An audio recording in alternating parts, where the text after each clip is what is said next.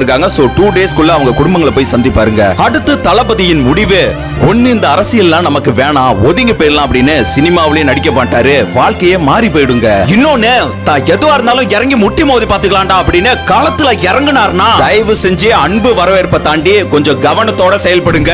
உங்க டிவிக்கு சைடு இளைஞர்கள் பண்ற அட்டகாசம்லாம் தாங்க முடியல, அவங்கள பத்தி ஏன் பேச மாட்டீங்க அப்படின்னு பல பேர் என்கிட்ட கேக்குறாங்க. பட் நான் உங்களை எதுவும் தப்பா சொல்லல, உங்களால அந்த மனுஷனுக்கு எந்த பாதிப்பும் ஆக கூடாது. சோ தயவு செஞ்சு எல்லாரும் புரிஞ்சு செயல்படுங்க. அடுத்தடுத்த உண்மை சார்ந்த டிஎம்கே சூழ்ச்சிகளை உங்கள் கண் பார்வைக்கு இந்த அந்நிய நம்பி சேனல் சார்பாக கொண்டு வருகிறோம். இதனால் இந்த அந்நிய நம்பியை டிஎம்கே எதனால் செய்தால் கூட தளபதிக்காக நீங்கள் உண்மையாக இருங்கள். எனக்கு பின்னால் தளபதிக்காக குரல் கொடுக்க பல பேர் வருவாங்க. இந்த உலகமே தளபதி விஜய் அவர்களை எதிர்த்து நின்னாலும் அந்த உலகத்தை எதிர்த்து நிற்பேனே தவிர ஒருபோதும் தளபதி விஜய் அவர்களை எதிர்த்து நிற்க மாட்டேன். நான் 8 வருட சினிமா பயணத்தில் தளபதி விஜய் அவர்கள் என்ன செய்கிறார் என்று ஒவ்வொரு நாளும் கேட்டு வளர்ந்திருக்கிறேன். அவரின் குணம் என்னவென்று எனக்கு தெரியும். சோ தயவு செஞ்சு சொல்றேன், தளபதியை விட்டுறாதீங்கடா. கலியுகத்தின் கடைசி நம்பிக்கை இவர்தான், கடைசி நம்பிக்கை இவர் மட்டும்தான், இவர் மட்டும்தான்.